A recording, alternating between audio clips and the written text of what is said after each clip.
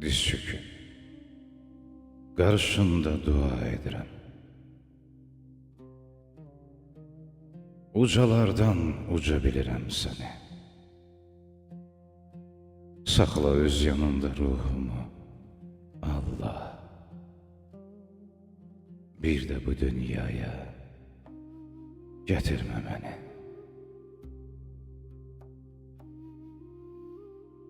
Sirli rüyalarım dağılacaqsa, arzum gözlərimdə boğulacaqsa,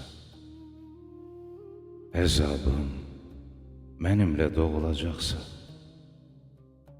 bir də bu dünyaya gətirmə məni.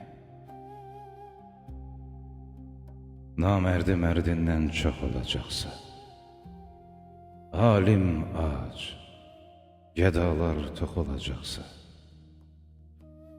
yaranmışlar bir gün yox olacaqsa, bir də bu dünyaya gətirmə məni.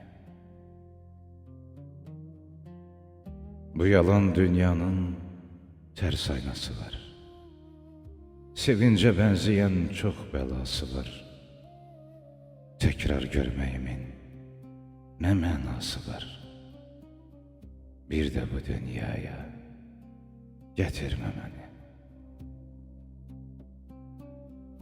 Gördüm bu dünyanı, quru qəfəsdir.